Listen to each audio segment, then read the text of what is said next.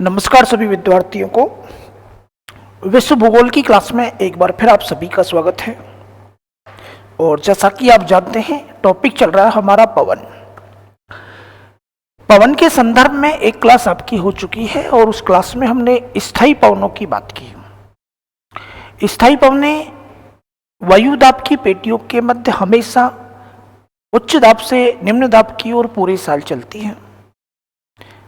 एक व्यापारिक पवन थी, एक पछुआ पवन थी और तीसरी ध्रुवीय पवन थी।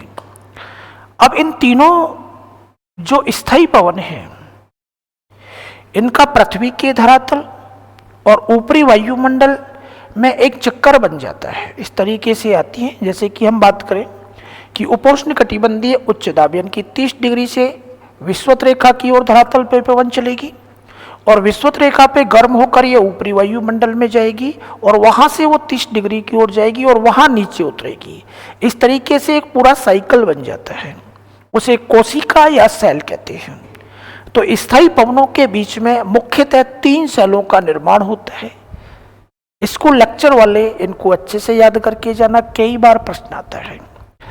पहली जो आपकी व्यापारिक पवनें चलती हैं उनके बीच में जो सेल बनती है, कोशिका बनती है, उसका नाम तो हेडली कोशिका है। हेडली कोशिका का विकास कहाँ होता है?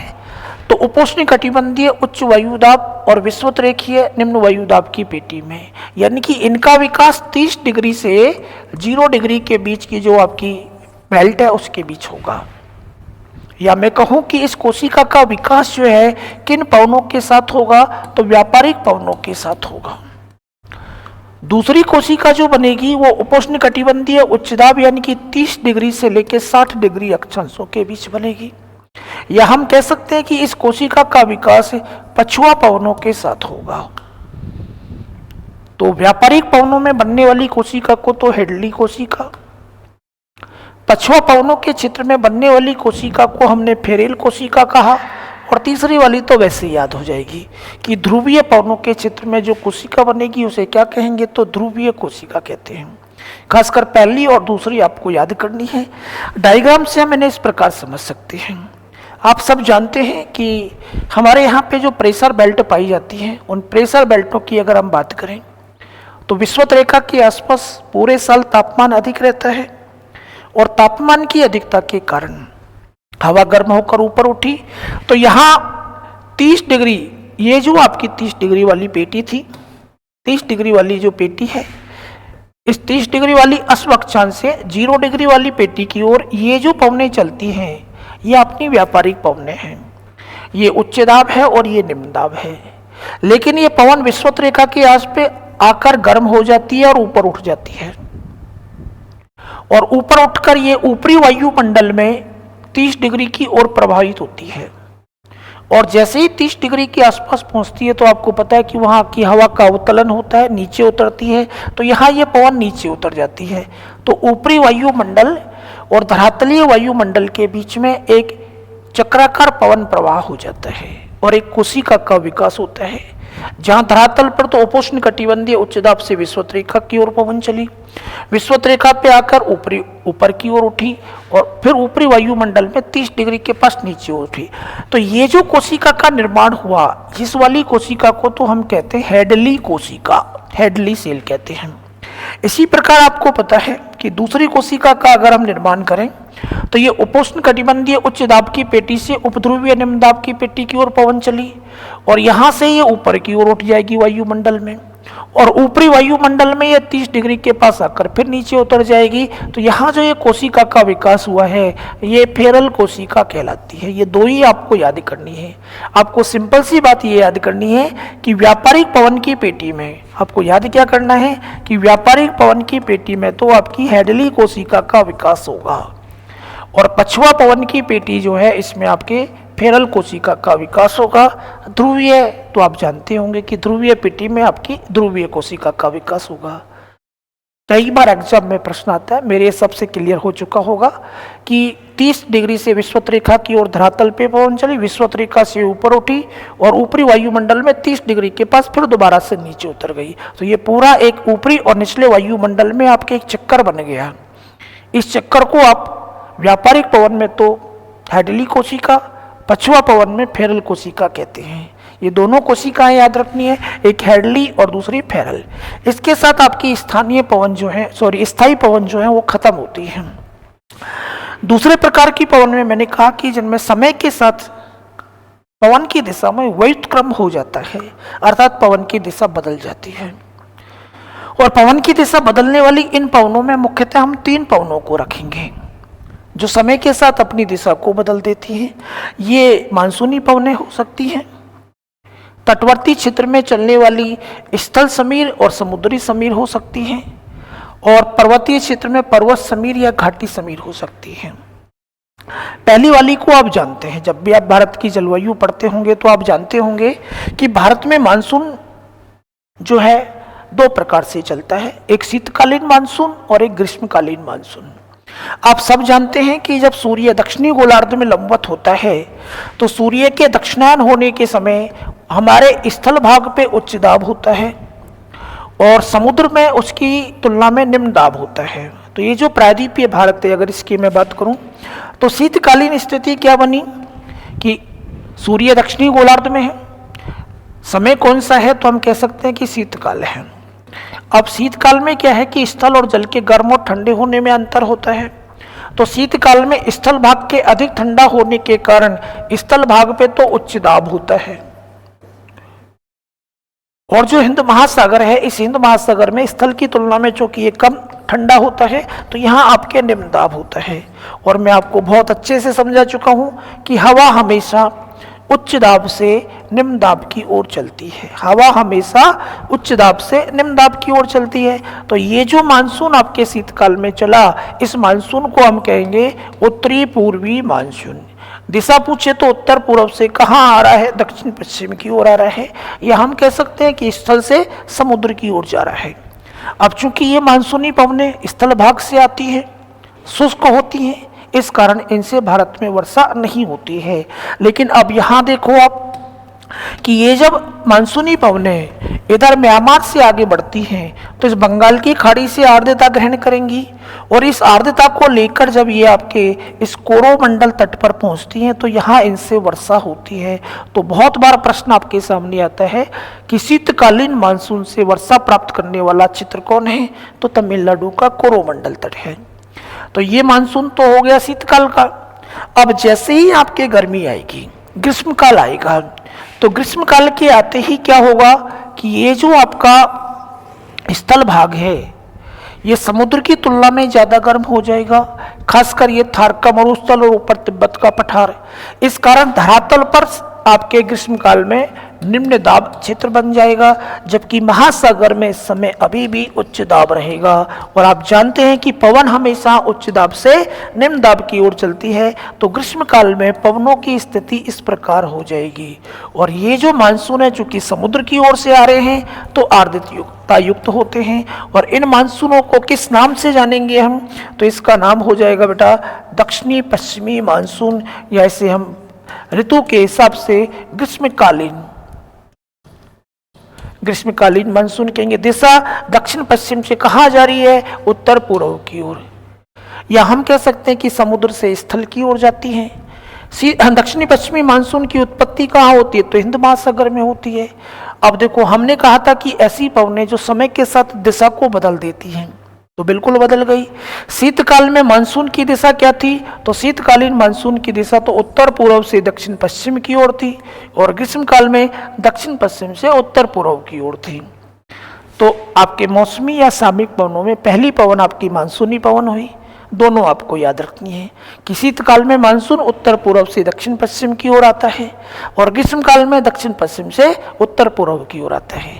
तो पहली पवन आपकी क्लियर है, तो अब दूसरी पवन की ओर चलते हैं। दूसरी पवन जो आपकी है, जो कि सामयिक प्रकार की है, उसे हम कहेंगे स्थल समीर और समुद्री समीर। ये मुख्यतः तटवर्ती क्षेत्रों को प्रभावित करती है और दिन रात के तापमान के अंतर के आधार पर चलती है। अब आप अच्छे से ध्यान से सोचो, और इस बात को आप मेरे हिसाब से तो सब आसानी से कर सकते हैं कि जो तटवर्ती क्षेत्र हैं, अगर आप तटवर्ती क्षेत्रों में जाओगे तो तटवर्ती क्षेत्रों में क्या होगा कि स्थल भी होगा और साथ में आपके महासागर भी होगा। तो होगा क्या कि जो दिन के समय है, दिन के समय तो स्थल भाग ज़्यादा गर्म हो जाएगा, और यदि आप रात्रि के समय जाओगे तो रात्रि के समय जो है आपके स्थल की तुलना में समुद्र ज़्यादा गर्म होगा। तो पहले हम दिन की बात करते हैं। तो जब हम दिन के समय की बात करेंगे तो आप सब जानते हैं कि दिन के समय जब सूर्य खिला हुआ होता है तो ये आपका स्थल भाग है और ये आपका जलीय भाग है। तो आप जानते हैं कि स्थल और जल के गर्म और ठंडे होने में अंतर होता है। तो जब सूर्य की किरणें पड़ेंगी तो स्थल भाग ज़्यादा गर्म होगा, इसकी तुलना में जलीय भाग ठंडा होगा। तो स्थल भाग की हवा गर्म होकर ऊपर उठेगी, स्थल भाग की हवा गर्म होकर ऊपर उठेगी, और यहाँ पर स्थल भाग पर आपके निम्न दाब का निर्माण हो जाएगा। लेकिन महासागर चूंकि अभी भी इसकी तुलना में ठंडे हैं तो यहाँ पर उच्च दाब होगा। तो दिन के समय जो हमारे यहाँ पे पवन चलेगी वो किस प्रकार से चलेगी, तो जल से आपके स्थल की ओर पवन चलेगी। तो जल से स्थल की ओर पवन दिन के समय जो चली उसे हमने क्या कहा, तो उसे हमने कहा समुद्री समीर, समुद्री पवन। सिंपल सा प्रश्न आपसे एग्जाम में पूछेगा कि तटवर्ती क्षेत्रों में दिन के समय कौन सी पवन चलती है, तो दिन के समय समुद्र से स्थल की ओर पवन चलती है, जिसको आपने समुद्री समीर कहा। क्यों चली कि स्थल भाग ज्यादा गर्म होने के कारण यहाँ की हवा ऊपर उठ गई और स्थल पर निम्न दाब का निर्माण हुआ और महासागर से स्थल की ओर पवन चली। लेकिन जैसे ही रात हो जाएगी, जैसे ही रात हो जाएगी तो रात होने पर आपके स्थल भाग जो है ना समुद्र की तुलना में ज्यादा ठंडा हो जाएगा। स्थल भाग समुद्र की तुलना में ज्यादा ठंडा हो जाएगा। तो रात्रि के समय आपके स्थल भाग पे तो उच्च दाब का निर्माण हो जाएगा, जबकि समुद्र पे उसकी तुलना में अब कैसा दाब होगा, तो निम्न दाब होगा। तो आपके रात्रि के समय यहाँ जो पवन चलेगी उसकी दिशा इस प्रकार से हो जाएगी। और ये जो समीर चली आपके, इसे हम क्या कहेंगे, तो ये हमारी कहलाएगी स्थल समीर। यहां सिर्फ एक ही क्वेश्चन समझने का है कि दिन के समय तो क्या चलती है, तो दिन के समय तो समुद्री समीर चलती है, और रात के समय क्या चलती है, तो रात के समय स्थल समीर चलती है। बोलो क्लियर है सब कुछ। स्थल और जल के गर्म और ठंडे होने में अंतर होता है। स्थल भाग जल्दी गर्म होता है, जल्दी ठंडा होता है, जबकि जलीय भाग देर से गर्म होता है और देर से ही ठंडा होता है। तो दिन के समय तो स्थल ज्यादा गर्म हो गया, हवा गर्म होकर ऊपर उठ गई, निम्न दाब बन गया, तो समुद्र से स्थल की ओर पवन आई, जिसे हमने समुद्री समीर कहा। लेकिन रात के समय स्थल भाग ज्यादा ठंडा हो गया तो यहाँ उच्च दाब बन गया, तो स्थल से समुद्र की ओर पवन चली, जिसे हमने स्थल समीर कहा। आपको सिर्फ डायरेक्ट याद करना है कि दिन के समय समुद्री समीर चलेगी और रात्रि के समय स्थल समीर चलेगी। मेरे हिसाब से इस प्रश्न में अब कोई आपकी डाउट नहीं रहेगा। ऐसी ही एक पवन पर्वतीय क्षेत्र में चलती है। पर्वतीय क्षेत्र में आप सब जानते हैं कि पर्वत जो है मोड़दार रूप से इस प्रकार से फैले हुए होते हैं। पर्वतों के बीच का जो नीचा स्थान होता है, कोई भी पर्वत जो फैला हुआ होता है, उस पर्वत, ये हो गए आपके पर्वत, और उसके ये वाला पार्ट जो होता है वो घाटी होता है। तो घाटी और पर्वत के शिखर पर दिन और रात के तापमान का अंतर होता है, और इस दिन और रात के तापमान के अंतर के कारण अगर पर्वतीय क्षेत्र में आप जाओगे तो दिन के समय क्या होगा कि दिन के समय ये जो पर्वत की ढाल है, दिन के समय की बात कर रहा हूं, ध्यान से सुनना बात को। दिन के समय ये जो आपके इसकी बात करें तो ये आपका पर्वत है और ये आपकी घाटी है। तो जब आपके सूर्य तेजी के साथ प्रकाश डाल रहा है तो ये जो पर्वत है, ये पर्वत इस घाटी की तुलना में ज्यादा गर्म हो जाएगा। पर्वत का ऊंचा वाला ढाल इस घाटी की तुलना में दिन में ज्यादा गर्म हो जाएगा। तो पर्वत की हवा तो गर्म होकर ऊपर उठ जाएगी, और यहाँ पर्वत के ऊपर किस प्रकार का दाब बन जाएगा, तो यहाँ पे निम्न दाब का निर्माण हो जाएगा। जबकि घाटी में अभी इसकी तुलना में दाब ज्यादा है। तो दिन के समय क्या होगा बेटा कि इस घाटी से पर्वत की ओर पवन चलना शुरू कर देगी। ध्यान से सुनना बात को कि दिन के समय पर्वतों की उच्च ढाल घाटी की तुलना में ज्यादा गर्म हो जाती है। इस कारण पर्वत गर्म हो जाते हैं तो यहाँ पर हवा गर्म होकर ऊपर उठ जाती है और एक निम्न दाब क्षेत्र बन जाता है। जबकि इसकी तुलना में घाटी वाला भाग ठंडा है तो यहाँ उच्च दाब होता है। तो सिंपल सी बात है कि दिन में घाटी से पर्वत की उच्च ढाल की ओर पवन चलना शुरू कर देती है और घाटी की ओर से चूंकि पवन आ रही है तो घाटी की ओर से आने के कारण इस पवन को हमने कहा घाटी समीर। सिंपल सा प्रश्न आएगा कि पर्वतीय क्षेत्र में दिन के समय क्या चलती है, तो दिन में तो जो चलेगी ना बेटा वो घाटी समीर चलेगी। दिन के समय घाटी समीर चलेगी। लेकिन यह एक और चीज आपको फंसा सकती है, इस घाटी समीर को कभी कभी बेटा वो इंग्लिश में दे सकता है। तो घाटी समीर तो हम कहेंगे लेकिन इसको एनाबैटिक भी कहते हैं, याद कर लेना, ये नाम भी आ सकता है एनाबैटिक। घाटी समीर तो आप समझ जाओगे लेकिन इसका एक और नाम है, इंग्लिश में एनाबैटिक कहते हैं। क्लियर है? अब रात हो गई।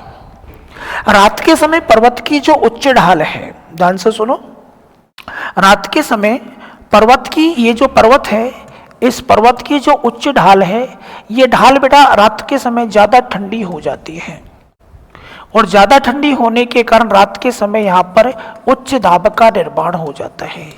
जबकि ये जो घाटी है, ये घाटी उसकी तुलना में अभी भी ठंडी है।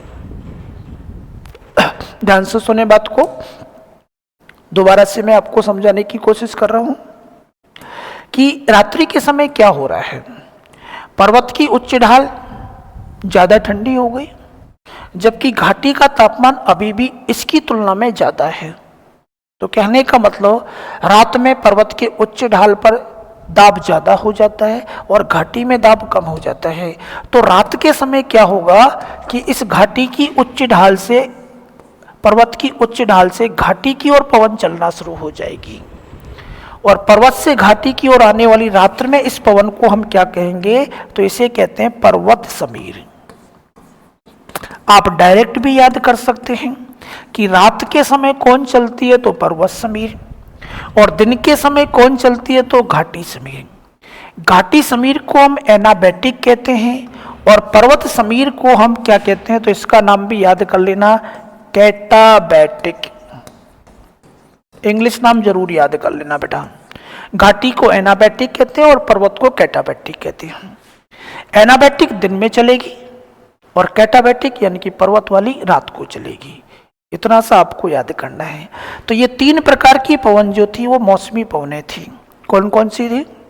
पहली मानसूनी पवनें, शीतकाल में उत्तर पूर्व से दक्षिण पश्चिम की ओर आई और ग्रीष्म काल में दक्षिण पश्चिम से उत्तर पूर्व की ओर गई।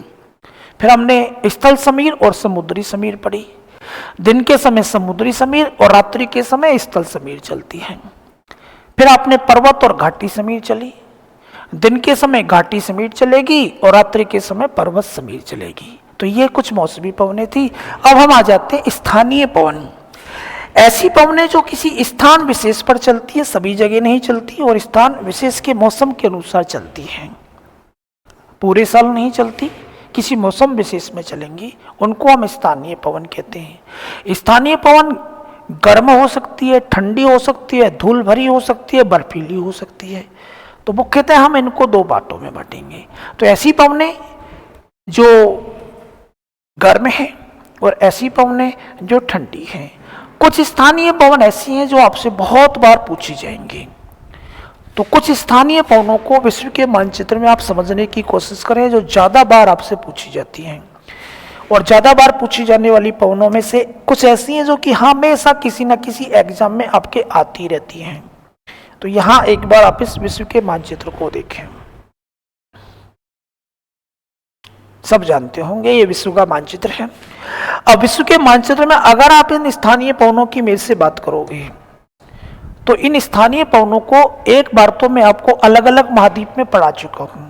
जब हमने महाद्वीपों की चर्चा की तो वहां हमने स्थानीय पवनों को, फिर भी एक बार दोबारा से इनको आप देख लें कि बीचों बीच में ये वाला जो पार्ट है, ये आपका पार्ट कौन सा, तो ये अफ्रीका महाद्वीप है। क्षेत्रफल और जनसंख्या की दृष्टि से विश्व का दूसरा बड़ा महाद्वीप है। विश्व में सर्वाधिक जनसंख्या वृद्धि दर भी इसी महाद्वीप में पाई जाती है। अंध महाद्वीप भी कहते हैं, काला महाद्वीप भी कहते हैं, विश्व का सबसे बड़ा मरुस्थल भी इसी में है। तो अफ्रीका महाद्वीप के उत्तरी भाग में एक मरुस्थल है और मरुस्थल का नाम क्या है, तो आप सब जानते होंगे, सहारा मरुस्थल है। विश्व का सबसे बड़ा मरुस्थल सहारा मरुस्थल। अब इस सहारा मरुस्थल से उत्तर की ओर कुछ धूल भरी पवनें चलती हैं। सहारा मरुस्थल से उत्तर की ओर कुछ धूल भरी पवनें इस तरीके से चलती हैं, ऊपर की ओर जाती हैं और ऊपर की ओर जाने के बाद ये अफ्रीका महाद्वीप को पार करके भूमध्य सागर में प्रवेश कर जाती हैं। तो ये गर्म पवन है, धूल भरी है, भूमध्य सागर में जाएगी तो वहां से कुछ आर्द्रता भी ग्रहण कर लेगी और आर्द्रता ग्रहण करने के बाद जब ये पवन आपके इस देश में पहुंचेगी, जो कि यहाँ भूमध्य सागर का एक तटवर्ती देश है, देश का नाम आपको यहां लिख के दे रहा हूं, इटली। तो अरब के सहारा मरुस्थल, अफ्रीका के सहारा मरुस्थल से इस इटली की ओर चलने वाली इस गर्म पवन को इटली में किस नाम से जानते हैं, तो इसे कहा जाता है सिराको। वेरी इंपॉर्टेंट, बहुत बार एग्जाम में आती है। सहारा मरुस्थल से इटली की ओर चलने वाली गर्म और धूल भरी पवन को किस नाम से जानते हैं, तो सिराको के नाम से जानते हैं। अब देखो, सिराको जब इटली में पहुंचेगी तो सहारा मरुस्थल से इसने रेत ली और रेत का कलर जो है ना लाल होता है, रेत की जो कण है वो लाल है, और भूमध्य सागर से इसने आर्द्रता को ग्रहण कर लिया। तो जब ये पवन सिराको पवन इटली में जाएगी तो वहां इससे वर्षा प्रारंभ हो जाएगी और उस लाल रेत के कारण वर्षा की बूंदों का रंग लाल हो जाएगा। तो याद रख लें, बहुत बार आपसे पूछा जाएगा कि इस सिराको पवन से इटली में जो वर्षा होती है उसे रक्त वर्षा कहा जाता है। तो रक्त वर्षा कौन सी पवन करती है, तो सिराको किस देश में करती है, तो इटली में करती है। क्लियर है सबका ये क्वेश्चन। अब इस सिराको पवन को अफ्रीका के विभिन्न देशों में अलग अलग नाम से जाना जाता है और नाम क्या है, तो इसके एक नाम तो है खमसिन, यहां लिख देता हूं। इस सिराको पवन की अगर हम नामों की बात करें तो इसे खमसिन के नाम से भी जानते हैं। खमसिन के अलावा इसको चिली भी कहा जाता है किसी देश में, यहीं पे इसको गिबली भी कहा जाता है। गिबली के अलावा इसको हबूब भी कहा जाता है। हबूब के अलावा लेवेंटर भी इसी को कहा जाता है और लेस्ट भी इसी को कहा जाता है। ये सिराको के कुछ स्थानीय नाम हैं। आपसे पूछेगा कि कौन सा नाम किस देश में है, तो ये जो सिराको पवन है इसको खमसिन तो कहा जाता है मिस्र देश में, जिसे आप इजिप्ट भी कह सकते हैं। चिली इसको कहा जाता है, यहां सहारा मरुस्थल में एक छोटा सा देश है जिसका नाम है ट्यूनीसिया।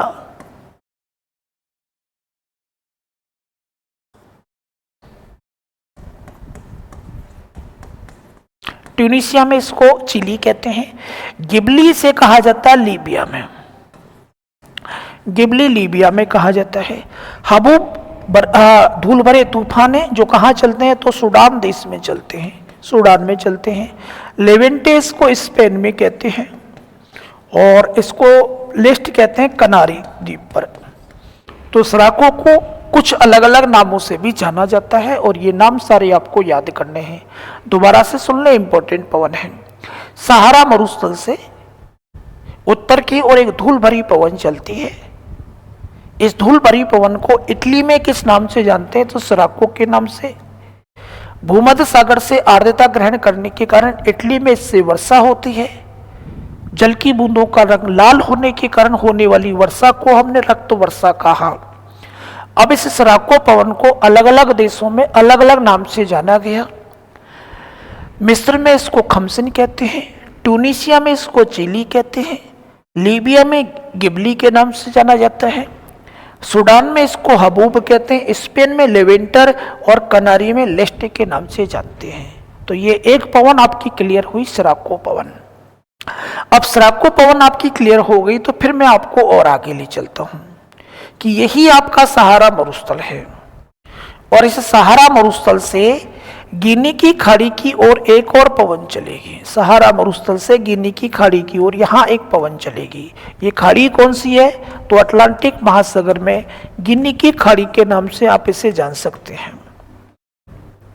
सहारा मरुस्थल से गिनी की खाड़ी की ओर जो पवन चलती है, इस पवन का नाम भी आपसे कई बार पूछा जाएगा कि किस नाम से जानते हैं? तो इस पवन का नाम है बेटा हरमट्टन। हरमट्टन कैसी पवन है? तो गर्म और शुष्क पवन है। अब होता क्या है कि ये जो गिनी की खाड़ी का तटवर्ती क्षेत्र है, ये तटवर्ती क्षेत्र इस समय उमस युक्त वातावरण से परेशान होते थे। गर्मी भी ज़्यादा है और आर्द्रता भी ज़्यादा है।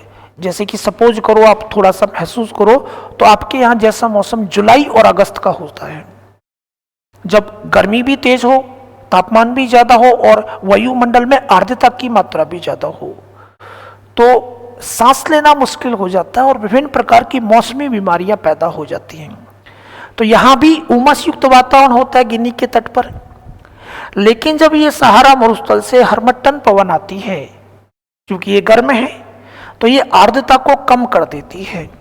और जब आर्द्रता कम हो जाएगी तो गिनी के तटवर्ती क्षेत्र का मौसम जो है सुहावना हो जाएगा, स्वास्थ्यवर्धक हो जाएगा, लोगों की बीमारियों से मुक्ति मिल जाएगी।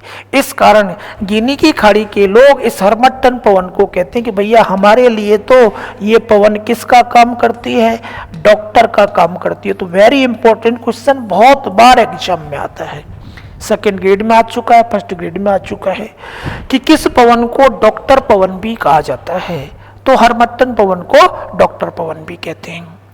एक और यहाँ पे पवन हमको चलानी है अफ्रीका महाद्वीप में, कि ये नीचे वाला जो पार्ट है अफ्रीका का, यहाँ एक पर्वत है जिसका नाम है ड्रैकेंसबर्ग पर्वत, और वहां से चलने वाली इस पवन को कहते हैं बर्ग के नाम से।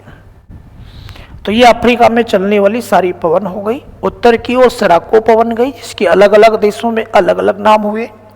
इसके बाद गिनी की खाड़ी को हरमट्टन आई, जिसको हमने डॉक्टर पवन भी कहा, और ड्रैकेंसबर्ग पर्वत से दक्षिण की ओर चलने वाली पवन को हमने क्या कह दिया? तो बर्ग पवन के नाम से जाना।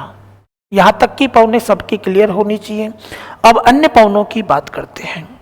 तो अन्य पवनों में ये जो आपके महाद्वीप है, ये उत्तरी अमेरिका महाद्वीप है, आप सब जान रहे होंगे, उत्तरी अमेरिका महाद्वीप। और इस उत्तरी अमेरिका महाद्वीप के पश्चिमी पार्ट में हिमालय के समान एक नवीन मोरदार पर्वत यहाँ पे है। ये वाला पर्वत जो है आपके नवीन मोरदार पर्वत है। और इस नवीन मोरदार पर्वत के पश्चिमी ढाल के सहारे, नवीन मोरदार पर्वत के पश्चिमी ढाल के सहारे एक पवन ऊपर उठेगी और ऊपर उठकर कई बार वर्षा भी कर देगी। लेकिन इस पर्वत रॉकीज पर्वत को पार करके जब ये पवन इसके पूर्वी ढाल के सहारे नीचे उतरेगी, तो यहाँ हवा का अवतलन होगा और पवन धीरे धीरे गर्म होगी। सबसे पहले बात करते हैं कि ये पर्वत कौन सा है। तो मेरे हिसाब से सब जानते होंगे, पर्वत का नाम तो है रॉकीज पर्वत। रॉकीज पर्वत। और रॉकीज पर्वत के पूर्वी ढालों के सहारे नीचे उतरने वाली इस पवन को किस नाम से जाना जाता है? तो इस पवन को कहते हैं चिनूक पवन। चिनूक पवन। तो उत्तरी अमेरिका के रॉकी पर्वत पे चलने वाली गर्म पवन को किस नाम से जानते हैं? चिनूक के नाम से। इसके पूर्वी ढाल के सहारे नीचे उतरती है और नीचे उतरने के कारण हवा का अवतलन होता है और हवा गर्म हो जाती है। अब चिनूक पवन जब यहाँ चलेगी तो ये मुख्यतः कौन से काल में चलती है? तो याद रखें बेटा, चिनूक पवन जो है मुख्यतः शीतकाल में चलती है। और जब ये पवन शीतकाल में चलेगी तो चूंकि ये गर्म पवन है, तो ये इस क्षेत्र में जमी हुई बर्फ को पिघला देगी। यहाँ जो बर्फ जमी हुई है उसको पिघला देगी। इस कारण इस चिनूक पवन को एक और नाम आपको देना है, इसे हिमभक्षी पवन भी कहते हैं। चिनूक को किस नाम से जानते हैं? हिमभक्षी, यानी कि बर्फ को पिघलाने वाली पवन। और जब यहाँ बर्फ पिघल जाएगी तो हरे भरे घास के मैदान पैदा हो जाएंगे, जिनको आप जानते हैं कि शीतोष्ण कटिबंधीय घास के मैदान उत्तरी अमेरिका में पेरी के नाम से जानते हैं। बोलो क्लियर है कि रॉकीज पर्वत के पूर्वी ढाल पे चलने वाली पवन को चिनूक, इसी को हिमभक्षी कहते हैं, शीतकाल में मुख्यतः चलती है। इसके चलने पर बर्फ पिघल जाती है। अब इसे उत्तरी अमेरिका में ही अगर मैं आपको लेकर आता हूं। तो प्रशांत महासागर के सहारे ये एक यहाँ प्रायद्वीपीय क्षेत्र है और एक खाड़ी है, और इस खाड़ी का नाम क्या है? तो इस खाड़ी के नाम की अगर मैं आपसे बात करूं तो इस खाड़ी का नाम है कैलिफोर्निया की खाड़ी।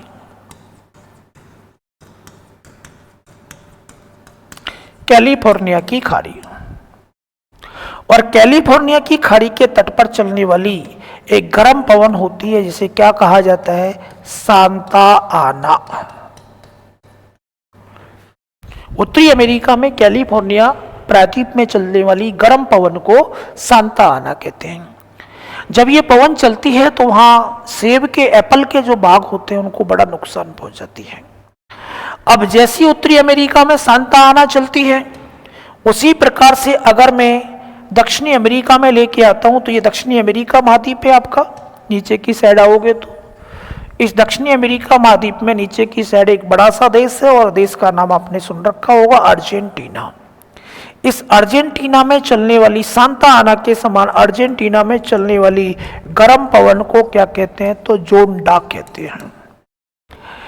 तो जिस प्रकार से कैलिफोर्निया में सांता आना चलती है, उसी प्रकार अर्जेंटीना में जोंडा चलती है। और इसी प्रकार की एक पवन हमारे ये जापान के द्वीप है भाई, जापान के द्वीप है, और यहां चलने वाली इस गर्म पवन को कहा जाता है योमा। तो 3 पवनें और याद की, कैलिफोर्निया में सांता आना, अर्जेंटीना में जोंडा, और यहां आओगे तो जापान में योमा पवन इसे कहेंगे। ये पवनें क्लियर हुई आपके, तो फिर मैं और आपको आगे ले जाता हूं और आगे चलकर हम यहां याद करते हैं कि ये हमारा यूरोप महाद्वीप है, यूरोप महाद्वीप है। और इस यूरोप महाद्वीप की अगर मैं आपसे बात करूं तो यूरोप महाद्वीप में भी कुछ स्थानीय पवन चलती हैं। और इन स्थानीय पवनों की अगर हम बात करें तो यहां एक बड़ा सा पर्वत है, और पर्वत का नाम क्या है? तो आल्प्स पर्वत है। जिस प्रकार से रॉकीज पर्वत पे चिनूक को चलाया था, उसी प्रकार से आल्प्स पर्वत पे एक गर्म पवन चलती है, उसका नाम क्या है? तो फोन है।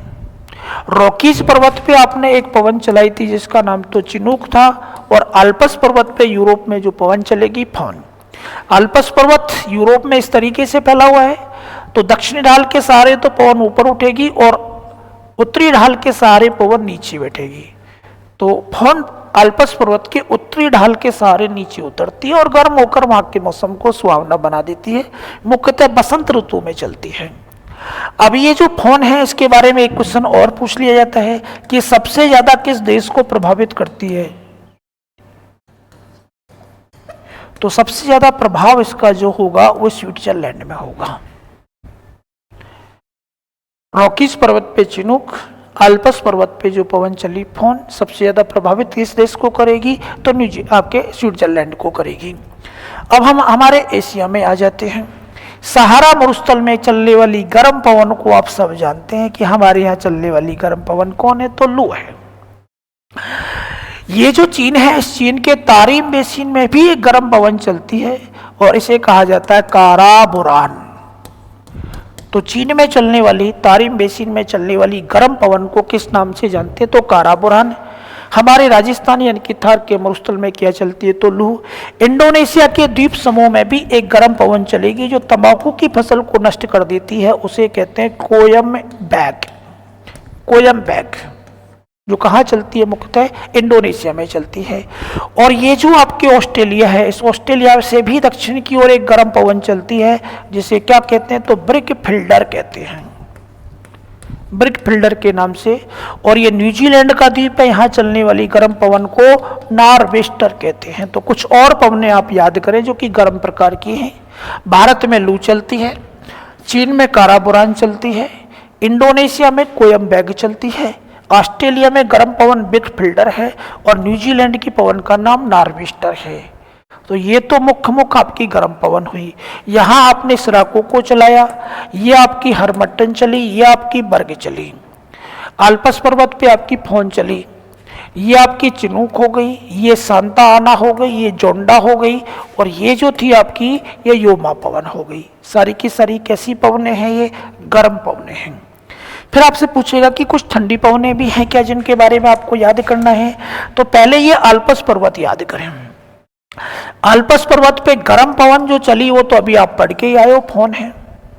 लेकिन आल्पस पर्वत पे गर्म पवन तो क्या है कि नीचे से उत्तर की ओर जा रही है, और उत्तर के ध्रुवीय क्षेत्रों से नीचे की ओर यहाँ एक ठंडी पवन आती है, और उस ठंडी पवन को जो कि आल्पस पर्वत पे चलती है क्या कहलाती है? वेरी इंपॉर्टेंट क्वेश्चन, उसे कहते हैं मिस्ट्रल। तो आप तो डायरेक्ट याद कर लें कि आल्पस पर्वत पे ठंडी जो पवन है वो तो मिस्ट्रल कहलाती है, और गर्म कौन सी है? तो फोन पवन है। क्लियर है? आल्पस पर्वत की ठंडी पवन का नाम क्या हो गया? तो मिस्ट्रल हो गया। यही पास में आपके एड्रियाटिक सागर है, और एड्रियाटिक सागर के तट पे चलने वाली पवन जो कि इटली को प्रभावित करेगी उसे कहा जाता है बोरा। आल्पस पर्वत की ठंडी पवन का नाम मिस्ट्रल, एड्रियाटिक सागर में बोरा चली। दक्षिणी अफ्रीका से ऊपर की ओर आने वाली एक ठंडी पवन अंटार्कटिका महाद्वीप की ओर से, उसे कहा जाता है कैपेडोक्टर। याद रखना बेटा, डॉक्टन पवन हरमट्टन को कहते हैं जो कि गर्म पवन थी, जबकि कैपेडोक्टर दक्षिणी अफ्रीका में चलने वाली एक ठंडी पवन है। इसे टेबल क्लोथर के नाम से भी जानते हैं। इसके बाद क्या है कि ये ऊपर ध्रुवीय क्षेत्र है। इस ध्रुवीय क्षेत्र से अफ्रीका, यूरोप और एशिया में कुछ बर्फीले तूफान नीचे की साइड प्रवेश करते हैं, और ध्रुवीय क्षेत्र से इन तीनों महाद्वीपों में आने वाले इन बर्फीले तूफानों को क्या कहा जाता है? जो कि उत्तर से नीचे की ओर आपके चलते हैं, ऐसे चलते हैं। उत्तर से नीचे की ओर चलने वाले बर्फीले इन तूफानों को संयुक्त रूप से अगर हम नाम दें कि किस नाम से जाना जाता है, तो इन्हें कहा जाता है बेटा ब्लीजार्ड। ध्रुवीय क्षेत्र से आने वाले बर्फीले तूफानों को ब्लीजार्ड कहते हैं। अब ये ब्लीजार्ड, इस उत्तरी अमेरिका की बात करूं तो ये रॉकीज पर्वत, इधर आपके अपलेशियन पर्वत, बीच में कोई पर्वत है नहीं, तो बीच वाले पार्ट में ये ऊपर से नीचे तक आ जाते हैं और पूरे दक्षिणी अमेरिका को प्रभावित करते हैं। और यहाँ इनको किस नाम से जाना जाता है? तो यहाँ इनको नार्दन के नाम से जानते हैं, बर्फीले तूफानों को। साइबेरियाई क्षेत्र में इनको क्या कहा जाता है? तो यहाँ साइबेरियाई क्षेत्र में बर्फीले तूफानों को बुरान कहा जाता है, बुरान के नाम से जानते हैं। तो ये ब्लीजार्ड भी आपको याद करना था। इसी प्रकार यहाँ अर्जेंटीना में घास के मैदान थे जिनको आपने पंपास कहा, और इन घास के मैदानों में चलने वाली ठंडी जो पवन है उसे पैम्पेरो के नाम से जानते हैं। कहाँ चलती है? अर्जेंटीना में। इसी प्रकार इस ऑस्ट्रेलिया में भी आपकी एक ठंडी पवन चलेगी, और उसे किस नाम से जाना जाएगा? तो दक्षिणी बस्टर के नाम से जानते हैं। तो ठंडी पवनें दोबारा से सुन लें। आल्पस पर्वत पे तो मिस्ट्रल, एड्रियाटिक सागर पे बोरा, साइबेरियाई क्षेत्र में बुरान, बर्फीले तूफानों को ब्लीजार्ड, उत्तरी अमेरिका में नार्दन, अर्जेंटीना में पैम्पेरो, अफ्रीका में कैपेडोक्टर, और ऑस्ट्रेलिया में दक्षिणी बस्टर के नाम से जाना जाता है। तो ये कुछ स्थानीय पवन है जिनके नाम आपसे बहुत बार पूछे जाएंगे। मेरे हिसाब से सबके क्लियर हैं। एक बार इनको देखते चलें। सबसे पहले गर्म पवनों की बात की हमने, और गर्म पवन में हमने सबसे पहले बताई फोन। आपको याद क्या करना है कि ये जो फोन पवन है ये आल्पस पर्वत पे चलती है यूरोप में। किस देश को प्रभावित करती है? तो न्यूजीलैंड को ज्यादा प्रभावित करती है। आल्पस पर्वत के उत्तरी ढालों के सहारे नीचे उतरती है। क्लियर है? यहाँ तक तापमान को कम कर देगी। इनका तापमान 15 से 20 डिग्री तक होता है। पर्वतों की पिघलाकर जो बर्फ जगली हुई है उसको पिघला देगी। सबसे ज्यादा प्रभावित होने वाला देश अगर पूछा जाएगा तो कौन सा? स्विट्जरलैंड है।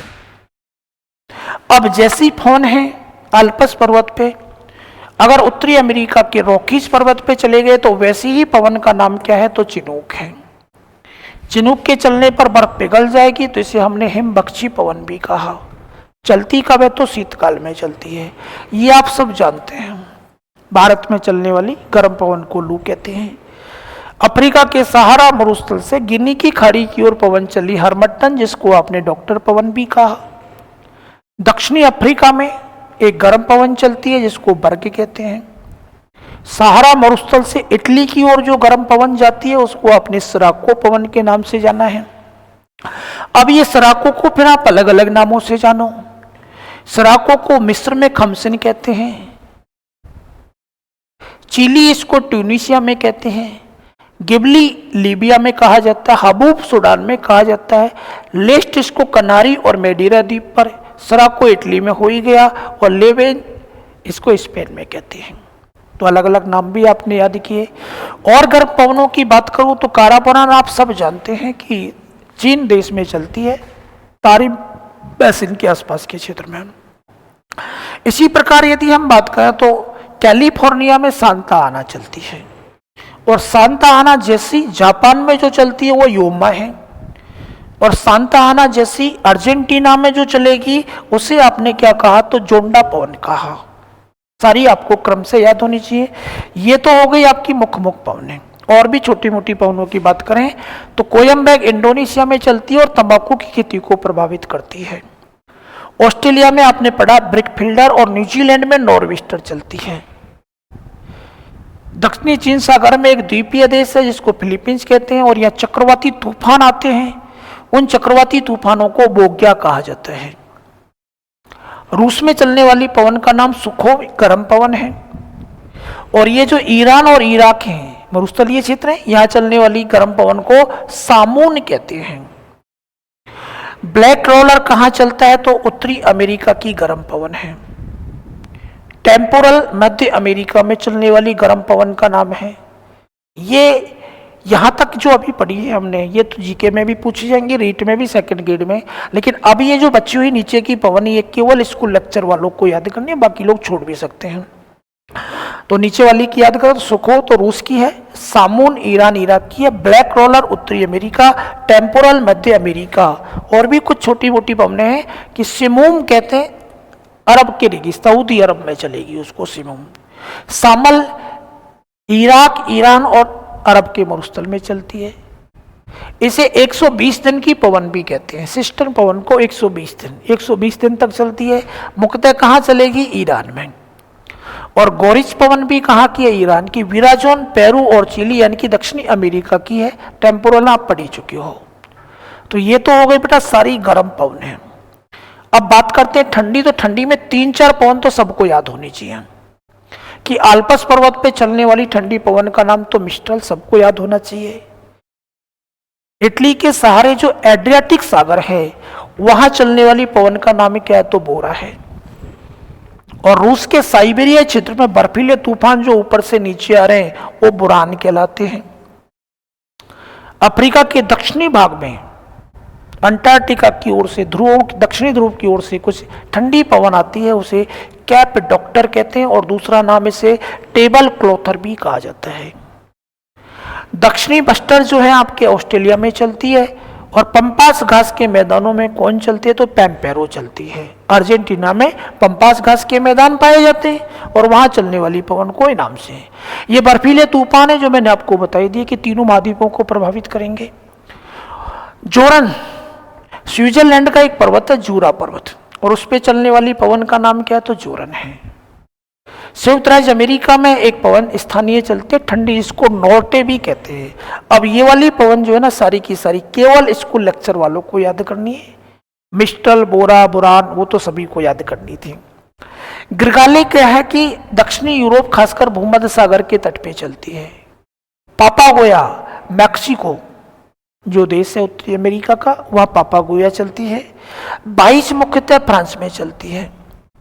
लेवांतर स्पेन और फ्रांस की क्षेत्र में चलने वाली पवन का नाम है। ट्रेमोंटोना उत्तरी इटली में है। मेस्ट्रो भूमध्य सागर की है, और लास्ट आपकी पूना जो है एंडीज पर्वत यानी कि दक्षिणी अमेरिका में चलती है।